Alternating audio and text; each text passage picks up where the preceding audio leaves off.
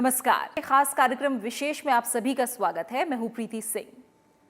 आज से दशकों पहले, यानी आजादी से भी पहले के वक्त में, जब कोई हॉकी तो दूर खेलों पर भी ज्यादा बात नहीं करता था, उस वक्त सेना के एक जाबाज ने अपनी कलाइयों से मैदान में ऐसा जादू चलाया कि पूरी दुनिया दीवानी हो गई। कहते हैं कि उस वक्त दुनिया भारत को महात्मा गांधी और ध्यानचंद के नाम से ही जानती थी। जी हां, वही मेजर ध्यानचंद जिनकी बदौलत हॉकी आज राष्ट्रीय खेल है। उनकी जयंती यानी 29 अगस्त को खेल दिवस के तौर पर मनाने की रवायत है। ऐसे में आज विशेष समर्पित है खेल दिवस यानी मेजर ध्यानचंद की जयंती पर। जानेंगे ध्यानचंद के जीवन को, बात करेंगे देश में खेलों की हालत और उसकी चुनौतियों की। तो शुरू करते हैं आज का विशेष।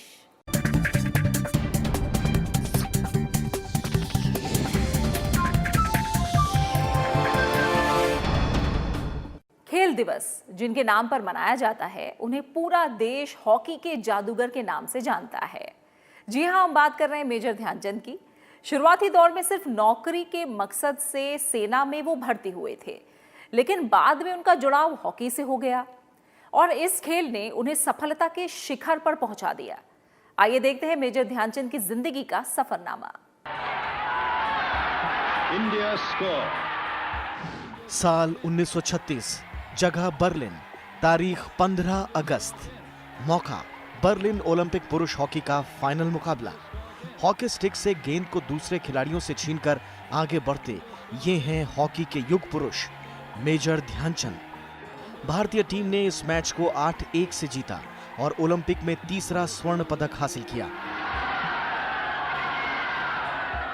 इस जीत के साथ कप्तान ध्यानचंद का नाम भारतीय हॉकी के इतिहास में हॉकी के जादूगर के रूप में दर्ज हो गया। ध्यानचंद जी का सबसे बड़ा योगदान है कि उन्होंने, जब हम गुलाम हुआ करते थे तब से लेकर आज तक, जो देश को जो सबसे बड़ी साख प्रतिष्ठा आपकी होती है, आपको ओलंपिक में गोल्ड्स दिए और उस वक्त के हॉकी के गोल्ड वन साइडेड, हम बड़ी बड़ी कंट्रीज़ को अकेले, उनसे कभी कहते थे स्टिक छीन लेते हैं, कभी उनकी स्टिक का उनका इंस्पेक्शन होता था कि इसमें कोई चुंबक ना हो, इस तरह की बातें सुनते हैं। और ध्यानचंद जी का सबसे बड़ी चीज़ है कि इवन आफ्टर इंडिपेंडेंस उनका जो कंट्रीब्यूशन रहा, जिस तरह से वो हॉकी से, स्पोर्ट्स से जुड़े रहे, ये मुझे लगता है कि उस वक्त पे जब हमारी प्रायोरिटी कभी भी स्पोर्ट्स नहीं था, मैंने कहा, लेकिन उस वक्त तो बहुत कम था, हमें तो सिर्फ रोजी रोटी, कहते हैं रोटी कपड़ा और मकान चाहिए था। उस वक्त भी स्पोर्ट्स का फोकस रखने में ध्यानचंद जी का बहुत बड़ा योगदान रहा है। मेजर ध्यानचंद सिंह का जन्म 29 अगस्त 1905 को इलाहाबाद में हुआ था। स्कूली शिक्षा हासिल करने के बाद 1922 में 16 साल की उम्र में वो दिल्ली में सेना के 1st ब्राह्मण रेजिमेंट में बतौर सिपाही शामिल हुए। बेहतरीन खेल की बदौलत ध्यानचंद को सेना में पदोन्नति मिली। 1938 में उन्हें वायसराय का कमीशन मिला और वो सूबेदार बन गए। उसके बाद उन्होंने अपने शानदार खेल से लेफ्टिनेंट और कैप्टन की रैंक हासिल की। उसके बाद वो मेजर भी बने। आज क्रिकेट में जो जगह डॉन ब्रैडमैन, फुटबॉल में पेले और टेनिस में रॉड लेवर की है, हॉकी में वही जगह मेजर ध्यानचंद की है। मेजर ध्यानचंद की बात करें, जब हॉकी के जादूगर, जो उन्होंने पूरी, जो कहते हैं कि अगर हिटलर के सामने जब उन्होंने गोल किए तो हिटलर ने कहा था कि आइए मेरे देश की नागरिकता लीजिए और उसके बाद आप मेरे लिए खेलिए। उन्होंने कहा नहीं, मैं भारतीय हूँ। तब तो हम स्वतंत्र भी नहीं थे। सोचिए, जर्मनी में जाकर उस दौर में ये सब कुछ कहना, ये कोई आम बात नहीं थी, लेकिन ये थे जादूगर। जब हम हॉकी की बात करते हैं तो सीधे ये कहा जा सकता है कि मेजर ध्यानचंद का नाम आता है, जिन्हें हम प्यार से दद्दा ध्यानचंद कहते हैं। तो ये कह सकते हैं कि भारत में जहाँ की खेल संस्कृति है ही नहीं और खेलों को एक तरह से गौण माना जाता था, वहाँ एक ऐसा खिलाड़ी पैदा होता है कि जो अकेले दम पर एक खेल में अपनी विशेष छाप छोड़ता है और ओलंपिक सरी के खेलों में ये कह सकते हैं कि विदेशी खिलाड़ियों ने ही विदेशी शासकों को भी प्रभावित करता है। 1926 में मेजर ध्यानचंद को 21 साल की उम्र में न्यूजीलैंड जाने वाली भारतीय टीम के लिए चुना गया। इस दौरे में भारतीय सेना की टीम ने 21 में से 18 मैच जीते। उन्हें 1928 के एम्स्टर्डम ओलंपिक में पहली बार हिस्सा ले रही भारतीय हॉकी टीम का हिस्सा बनने का मौका मिला। सिलसिला आगे बढ़ा और 1932 के लॉस एंजलिस ओलंपिक में भारत अमेरिका के मैच में भारत ने अमेरिका को 24-1 के रिकॉर्ड अंतर से हराया। इस मैच में ध्यानचंद ने 8 गोल दागे। 1936 मेजर ध्यानचंद के लिए सबसे यादगार रहा। बर्लिन ओलंपिक में उन्हें बतौर कप्तान खेलने का मौका मिला। ध्यानचंद की अगुवाई में भारतीय टीम ने शानदार प्रदर्शन किया और फाइनल में मेजबान जर्मनी को 8-1 से करारी शिकस्त दी। भारत को लगातार तीसरा स्वर्ण पदक मिला। जब से उन्होंने स्टिक पकड़ी, ये कह सकते हैं कि उनके स्टिक से गोल ही निकलते रहे। और फिर ये था कि उस समय ऐसा नहीं था कि प्रतिस्पर्धा कम थी, प्रतिस्पर्धा तब भी थी, लेकिन ओलंपिक, चाहे 1928 का ओलंपिक हो, चाहे 1932 का ओलंपिक हो, ओलंपिक में जो उन्होंने शुरुआती स्वर्ण पदक हमें दिलाए, वो एक वो दद्दा ध्यानचंद के कारण मिले हमें। तो शुरू में जो एक खेलों की तरफ भारत का रुझान बढ़ाया, या फिर खेलों में ये कह सकते हैं कि भारतीयों को पहचान दिलाई, तो पहला व्यक्ति दद्दा ध्यानचंद थे। इन्हीं दिनों ध्यानचंद के खेल से प्रभावित होकर जर्मनी के तानाशाह हिटलर ने उन्हें जर्मनी की सेना में शामिल होने की पेशकश की, लेकिन ध्यानचंद ने उस प्रस्ताव को ठुकरा दिया। 1948 में 43 साल की उम्र में ध्यानचंद ने अंतर्राष्ट्रीय हॉकी को अलविदा कह दिया। शानदार खेल की बदौलत मेजर ध्यानचंद विश्व भर में छाए रहे। मेजर ध्यानचंद को 1956 में पद्म भूषण से सम्मानित किया गया। 3 दिसंबर 1979 को हॉकी के जादूगर मेजर ध्यानचंद का निधन हो गया। हॉकी के इस महान खिलाड़ी के सम्मान में केंद्र सरकार ने 2012 में मेजर ध्यानचंद के जन्मदिन को राष्ट्रीय खेल दिवस के रूप में मनाने की घोषणा की और तब से हर साल 29 अगस्त को पूरे देश में खेल दिवस मनाया जाता है। आजादी के बाद देश के सामने तमाम मुश्किलें और चुनौतियां थीं। खेल पर तो किसी का ध्यान भी उतना नहीं था जितना अन्य क्षेत्रों पर था, लेकिन तमाम चुनौतियों से पार पाते हुए भारतीय खिलाड़ियों ने खेल की दुनिया में भी अपना नाम बुलंद किया और भारत लगातार खेल के क्षेत्र में उभरता रहा। आइए एक नजर डालते हैं भारतीय खेल और खिलाड़ियों के सफरनामे पर।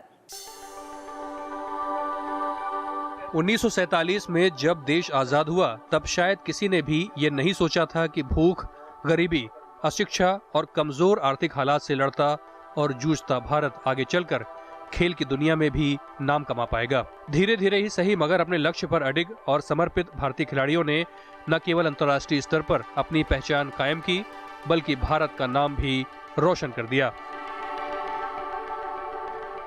देश आजाद होने के बाद अगले साल ही भारतीय हॉकी टीम ने 1948 के लंदन ओलंपिक्स में गोल्ड मेडल जीता। हॉकी में अपनी बादशाहत कायम रखते हुए भारत ने कुल 8 ओलंपिक गोल्ड मेडल जीते। इसके बाद 1951 में नई दिल्ली में हुए एशियन खेल में भारतीय फुटबॉल टीम ने इतिहास रचते हुए स्वर्ण पदक जीता। लेवी पिंटो ने 100 मीटर और 200 मीटर की दौड़ में गोल्ड मेडल जीतकर भारत का नाम रोशन किया। 1952 में हेल्सिंकी ओलंपिक्स में केडी जाधव कुश्ती में ब्रॉन्ज मेडल जीतने वाले पहले भारतीय बने। यही नहीं, भारतीय महिला खिलाड़ियों ने भी पहली बार इसी ओलंपिक में हिस्सा लिया था।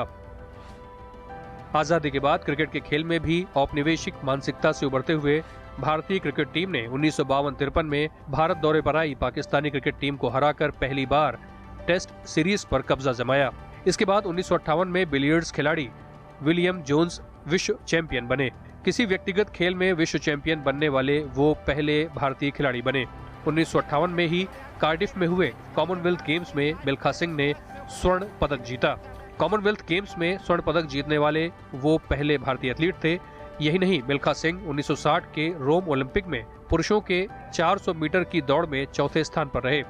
इसके साथ ही फुटबॉल में अपनी लय कायम रखते हुए भारतीय फुटबॉल टीम ने 1962 में हुए एशियन गेम्स में दोबारा गोल्ड मेडल जीता।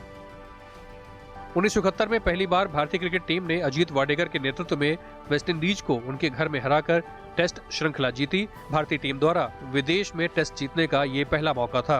1980 में प्रकाश पादुकोण ने ऑल इंग्लैंड बैडमिंटन चैंपियनशिप का खिताब जीता। 1983 में भारतीय क्रिकेट के लिए सबसे सुनहरा साल साबित हुआ जब कपिल देव की कप्तानी में टीम ने विश्व कप क्रिकेट का खिताब जीता। 1986 में भारत की उड़नपरी पीटी उषा ने सियोल एशियन गेम्स में 5 पदक जीते, जिसमें 4 स्वर्ण पदक थे। वहीं 1988 में विश्वनाथन आनंद शतरंज में भारत के पहले ग्रैंड मास्टर बने। 1996 में अंतर्राष्ट्रीय स्तर पर लॉन टेनिस में अपनी पहचान बनाते हुए भारत के लिएंडर पेस ने अटलांटा ओलंपिक्स में ब्रॉन्ज मेडल जीता। अगले ही साल 1997 में Mahesh Bhupathi mix French open जीतकर ग्रैंड स्लैम जीतने वाले पहले भारतीय लॉन टेनिस खिलाड़ी बने। यही नहीं, साल 2000 में सिडनी ओलंपिक में कर्णम मल्लेश्वरी ने वेट लिफ्टिंग में ब्रॉन्ज मेडल जीतकर इतिहास रच दिया। 2003 में विश्व कप में अंजू बॉबी जॉर्ज ने महिलाओं की लंबी कूद में ब्रॉन्ज मेडल जीता। वहीं 2004 के ओलंपिक खेल में वर्तमान खेल मंत्री colonel Rajyavardhan Singh Rathore double trap shooting में सिल्वर मेडल जीतने वाले पहले भारतीय बने। इसके बाद 2008 के बीजिंग ओलंपिक्स में अभिनव बिंद्रा ने पुरुषों के 10 मीटर एयर राइफल इवेंट में गोल्ड मेडल जीतकर इतिहास रच दिया। ओलंपिक में गोल्ड मेडल जीतने वाले वो पहले भारतीय बने। 2012 में लंदन में हुए ओलंपिक खेल में मैरी कॉम ने ब्रॉन्ज मेडल जीता, जबकि 2016 के रियो द जेनेरियो ओलंपिक में पीवी सिंधु ने बैडमिंटन में रजत पदक जीतकर देश का नाम रोशन किया। 2016 के ओलंपिक में ही भारतीय महिला पहलवान साक्षी मलिक ने महिलाओं की 58 किलोग्राम कुश्ती प्रतियोगिता में कांस्य पदक जीतकर इतिहास रच दिया। इन सब के अलावा जकार्ता में चल रहे एशियन गेम्स में भी खेल के सभी क्षेत्र में भारतीय खिलाड़ियों का शानदार प्रदर्शन जारी है। वक्त जरूर लगा, तैयारियां देर से शुरू हुई, तमाम दुश्वारियां आई, लेकिन मजबूत इरादे और अटल विश्वास के बदौलत भारत और भारतीय खिलाड़ी खेल के सभी क्षेत्रों में आगे बढ़ते गए और भारत खेल की दुनिया में भी एक नई ताकत बनकर उभर रहा है। खिलाड़ियों को बढ़ावा देने और प्रतिभाशाली युवाओं को प्रोत्साहन देने के लिए देश में एक खेल नीति भी है।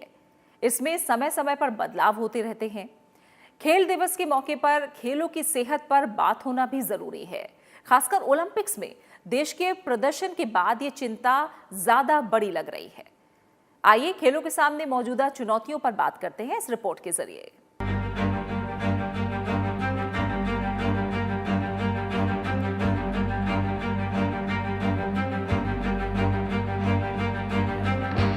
भारत में खेलों की दो दुनिया हैं। पहली दुनिया है क्रिकेट की, जिसमें कामयाबी है, ग्लैमर है और बेतहाशा शोहरत। लेकिन दूसरी दुनिया इतनी रोशनजदा नहीं है। ये स्याह दुनिया कबड्डी, दौड़, ऊंची कूद, जिम्नास्टिक्स जैसे असंख्य खेलों से भरी हुई है। आखिर एक ही देश में खेलों के बीच ये खाई क्यों है? इसकी पड़ताल करें तो कई वजहें उभरती हैं। पड़ताल से पहले देश में खेलों की मौजूदा स्थिति पर नजर दौड़ा लें। ओलंपिक खेलों के इतिहास में व्यक्तिगत स्पर्धा में देश के खाते में सिर्फ एक गोल्ड मेडल है। 2008 के ओलंपिक खेलों में अभिनव बिंद्रा ने 10 मीटर एयर राइफल स्पर्धा में ये मेडल जीता था। 1928 से 1980 के बीच हमने 8 गोल्ड मेडल जरूर जीते, लेकिन ये मेडल सिर्फ हॉकी हमें दिला पाई। भारत में खेलों की स्थिति का अंदाजा आप इस बात से बखूबी लगा सकते हैं कि दुनिया में कई ऐसे खिलाड़ी हैं जिन्होंने अपने देश के लिए भारत को पिछले करीब 100 सालों में मिले कुल स्वर्ण पदकों से ज्यादा पदक जीते हैं। सबसे बड़ी चुनौती मैंने कहा भारतीयों के परिप्रेक्ष्य में अगर आप कहें तो इंडियंस के लिए सबसे बड़ी चुनौती है कि जब वो बड़े हो रहे हैं, 15, 16, 17 साल के हैं, जो कैरियर ईयर्स होते हैं। स्पोर्ट्समैन क्या करता है, अगर आप बार बार देखें कि स्पोर्ट्समैन जब बड़ा हो रहा होता है उसके पास बहुत बड़ा चैलेंज होता है। अरे आप डॉक्टर बनेंगे, इंजीनियर बनेंगे, पायलट बनेंगे या स्पोर्ट्समैन बनेंगे। बहुत विरले ऐसे लोग होते हैं जो आप इंजीनियर भी बन गए और स्पोर्ट्समैन भी बन गए, ऐसा नहीं होता। वो सेक्रीफाइस करते हैं स्टडीज़ को और उसके बाद स्पोर्ट्समैन बनते हैं। तो अब ऐसे में उनकी तो कोई गलती नहीं है अगर वो एक चीज़ को सेक्रीफाइस कर रहे हैं। तो इसीलिए मैंने कहा कॉर्पोरेट सेक्टर या गवर्नमेंट, सेमी गवर्नमेंट, इन सब का योगदान है कि जब वो बन रहा है और अच्छा है, जूनियर लेवल, नेशनल लेवल पे अचीव कर रहा है, उसको एक प्लेटफॉर्म दीजिए। ये अब आप ये चीज़ लग गए हैं जो भी संस्थान में आपको, अब आपकी रोजी रोटी इज़ टेकन केयर ऑफ। अब आप अच्छा कीजिए, आपको सर्विस में प्रमोशंस मिलेगा। साल 2016 में मॉनसून सत्र के दौरान संसद की स्थायी समिति ने देश में स्पोर्ट्स कल्चर पर कई गंभीर सवाल खड़े किए थे। इसमें सबसे ज्यादा चौंकाने वाला था खिलाड़ियों पर हो रहा खर्च। खेल विभाग ने समिति को कुछ आंकड़े दिए जिन्होंने देश में खेलों की स्थिति पर रोशनी डाली। खेल विभाग के मुताबिक अमेरिका अपने खिलाड़ियों पर रोज 22 रुपए प्रति खिलाड़ी खर्च करता है। ब्रिटेन 50 पैसे प्रति खिलाड़ी रोज खर्च करता है। जमैका जैसे छोटे देश भी 19 पैसे प्रति खिलाड़ी रोज खर्च किया करते हैं। लेकिन भारत में सरकार रोज एक खिलाड़ी पर सिर्फ 3 पैसे खर्च करती है। अमेरिका, चीन, जापान जैसे देशों को छोड़ भी दे तब भी दक्षिण कोरिया और यहाँ तक दुनिया के सबसे सुस्त गति की अर्थव्यवस्थाओं में से एक जमैका जैसे देश हमसे ओलंपिक पदकों में आगे रहते हैं। कारण साफ है, इन देशों का स्पोर्ट्स कल्चर। इन देशों में बचपन से ही खिलाड़ी खोजकर उन्हें सरकारी देखरेख में बड़ा किया जाता है, जबकि भारत में कमोवेश ये स्थिति उल्टी है। जानकार मानते हैं कि कच्ची उम्र में खिलाड़ियों को तराशने का जिम्मा राज्यों को दिया गया है और जब कोई खिलाड़ी अंतर्राष्ट्रीय स्पर्धा के लिए तैयार हो जाता है तब जाकर उसे केंद्रीय मदद मिलती है। खेलों में निवेश को लेकर भी भारत की स्थिति इतनी अच्छी नहीं है। संसद की स्थायी समिति कहती है कि खेलों को बढ़ावा देने से जुड़े राष्ट्रीय खेल विकास कोष यानी NSDF में खुद सार्वजनिक उपक्रम योगदान नहीं कर रहे। रिपोर्ट कहती है कि कंपनियों में CSR और NSDF को लेकर भारी भ्रम है, यानी NSDF में जाने वाला पैसा कंपनियां CSR के नाम पर खर्च कर रही हैं। समिति ने पाया कि खेलों के नाम पर सार्वजनिक क्षेत्र की कंपनियां और बैंक छोटे मोटे अंदरूनी आयोजन करके ये पैसा बहा देती है। इसमें पार्टी, क्लब और छोटे मोटे मैच शामिल हैं, जबकि ये पैसा खिलाड़ियों पर खर्च होना चाहिए। समिति ने खेल विभाग के बारे में जवाब तलब किया था। समिति के सामने खेल विभाग ने माना कि भारत में आबादी की तुलना में खेलों में प्रदर्शन लचर रहा है और खेलों के लिए सुविधाओं के साथ साथ उपकरणों, दवाओं और विशेषज्ञों की भी भारी कमी है। खेल विभाग ने कहा कि खिलाड़ी देश में खेलों को करियर के तौर पर अपनाने से परहेज करते हैं क्योंकि इसमें अनिश्चितता के साथ पैसों की कमी है। समिति ने पाया कि खिलाड़ियों को नॉन ऑफिसर ग्रेड में भर्ती किया जाता है। समिति ने सुझाव दिया कि राष्ट्रीय स्तर के खिलाड़ियों को सरकार अधिकारी ग्रेड में भर्ती करे। एक सच्चाई ये भी है कि सरकारी सेवा में आने के बाद ज्यादातर खिलाड़ी अपने खेल पर फोकस नहीं कर पाते और दूसरे कामों में व्यस्त हो जाते हैं। स्थायी समिति ने जिन खामियों को उजागर किया है वो बेहद गंभीर लेकिन सीमित है। खेलों के सामने जमीनी चुनौतियां कई और भी हैं। इसमें सही कोचिंग का अभाव, विदेशी कोचों पर ज्यादा निर्भरता, स्कूली शिक्षा में खेलों को बढ़ावा, राष्ट्रीय स्तर पर खेलों के लिए समर्पित संस्थान, रिसर्च, बुनियादी सुविधाओं और संसाधनों की कमी, गरीबी और प्राइवेट सेक्टर की ओर से निवेश में भारी कमी शामिल है। देश की 60% से ज्यादा आबादी युवा है। इसमें भी बड़ा हिस्सा 24 साल से कम उम्र के युवाओं का है। खेलों के मामले में दुनिया का सिरमौर बनने की यह आदर्श स्थिति शायद कभी नहीं होगी। यही वजह है कि मौजूदा केंद्र सरकार ने इस दिशा में काम करने के लिए कई ऐसी नीतियां बनाई हैं जिससे भारत में स्पोर्ट्स कल्चर के माहौल को सुधारा जा सके। इसमें खेलो इंडिया जैसे कार्यक्रमों की शुरुआत के अलावा खिलाड़ियों और राष्ट्रीय खेल संघों की सहायता बढ़ाना, कोचों के लिए विशेष सहायता और अवार्ड, एथलीट्स के लिए सुविधाओं में बढ़ोतरी, क्षेत्रीय खेल संघों का गठन और उन्हें मान्यता का प्रावधान जैसे कई कदम उठाए गए हैं। देश में नए खिलाड़ियों की पहचान करने और उनके निखार के लिए लगातार कई कार्यक्रम चलाए जा रहे हैं। सरकार की कोशिश है कि खिलाड़ियों को बचपन से ही खेल भावना के लिए प्रेरित करके उनके भीतर छिपे स्पोर्ट्स स्टार को बाहर निकालने की कोशिश की जाए। लेकिन ये सब मुमकिन कैसे होगा? इसके लिए हमारे देश में खेलों के विकास के लिए बनी नीतियों पर गौर करना जरूरी है।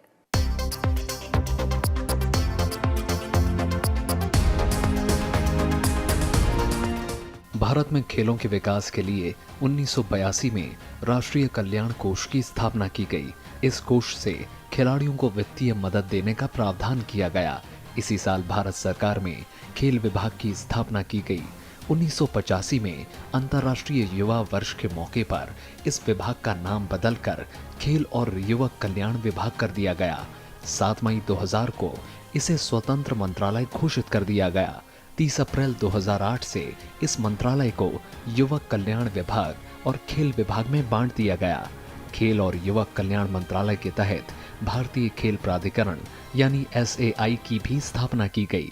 इसका काम युवाओं की प्रतिभा को सामने लाकर उन्हें तराशना और खेलों के विकास के लिए बुनियादी सुविधाएं, उपकरण तथा प्रशिक्षण उपलब्ध कराना है।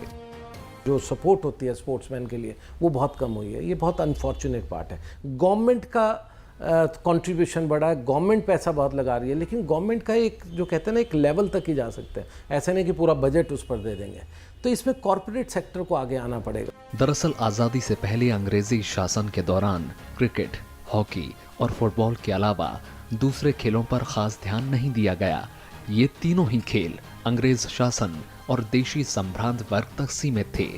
आज़ादी के बाद देशी खेलों के विकास पर बात शुरू हुई।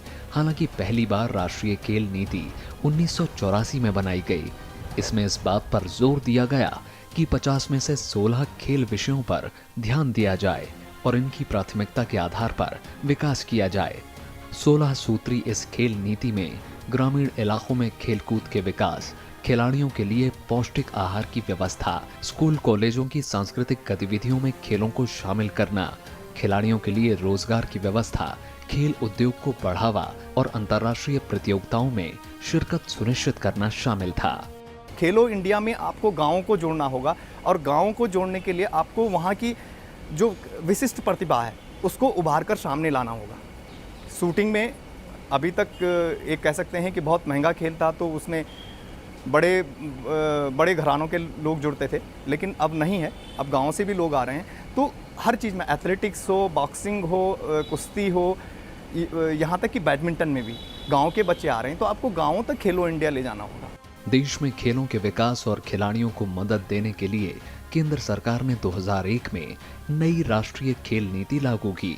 खेलों का आधार व्यापक करना, उपलब्धियों में श्रेष्ठता लाना, संरचनात्मक ढांचे का विकास और बढ़ावा देना इसके प्राथमिक लक्ष्य हैं। इस नीति के तहत राष्ट्रीय खेल फेडरेशनों और दूसरी उपयुक्त संस्थानों को सरकारी सहायता मुहैया कराई जाती है। खेल को वैज्ञानिक और प्रशिक्षण संबंधी मजबूती प्रदान करना, खिलाड़ियों को प्रोत्साहन देना, खेलों के उत्थान में संगठित क्षेत्र की भागीदारी को बढ़ाना और जनता में खेलों के प्रति रुझान पैदा करना भी राष्ट्रीय खेल नीति का हिस्सा है। इस नीति के तहत महिलाओं, पिछड़ी जनजातियों और ग्रामीण युवाओं की भागीदारी को भी प्रोत्साहित किया जाता है। इसके बाद 2007 में सरकार ने व्यापक खेल नीति का ड्राफ्ट तैयार किया। इसमें पहले की खेल नीतियों में छूट गए बिंदुओं को शामिल करने के अलावा नए दौर की आर्थिक और अंतर्राष्ट्रीय चुनौतियों को भी शामिल किया गया। इसमें समाज के सभी वर्गों की खेल जरूरतों को पूरा करने और खेल को जीवन पद्धति के रूप में अपनाने की बात की गई। इनमें खेल और खिलाड़ियों की सेहत में कुछ सुधार जरूर हुआ है, लेकिन उम्मीद के मुताबिक प्रगति नहीं हुई। ओलंपिक जैसे आयोजनों में हम अमेरिका, रूस और चीन तो दूर, कई छोटे अफ्रीकी और एशियाई देशों से भी पीछे हैं। और खेलना चाहते हैं हम, खूब खेलो साथ में है हम, खेल से मुस्कान पाए हम, खेल से पहचान पाए हम, दुनिया को हिलाएंगे, खेल के दिखाएंगे, हम नहीं है किसी से कम। देश में खेलों को बढ़ावा देने के लिए 2017 में सरकार ने खेलो इंडिया कार्यक्रम की शुरुआत की, जिसका उद्देश्य देश भर में खिलाड़ियों को प्रशिक्षण देना है ताकि देश में खेल की स्थिति और स्तर में सुधार किया जा सके। खेलो इंडिया योजना के तहत सरकार ने साल 2017-18 से 2018-19 तक की अवधि के लिए 1,756 करोड़ रुपए खर्च करने की योजना बनाई है। इस योजना के तहत प्रत्येक साल अलग अलग खेलों से 1,000 खिलाड़ियों का चयन किया जाएगा। चुने हुए खिलाड़ियों को लगातार 8 सालों तक 5 लाख रुपए की आर्थिक सहायता दी जाएगी। साथ ही इसके तहत देश भर में 20 विश्वविद्यालयों को खेलों के हब के रूप में विकसित करने का लक्ष्य है। खेलो इंडिया कार्यक्रम के तहत पहला खेलो इंडिया स्कूल गेम्स का आयोजन 31 जनवरी 2018 से 8 फरवरी 2018 तक दिल्ली में किया गया, जिसमें 17 साल से कम उम्र के देश भर से आए खिलाड़ियों ने 16 खेलों में भाग लिया। सरकार की कोशिश खेलो इंडिया कार्यक्रम को व्यक्तिगत विकास, सामुदायिक विकास, आर्थिक विकास और राष्ट्रीय विकास के रूप में खेलों को मुख्य धारा से जोड़ने की है।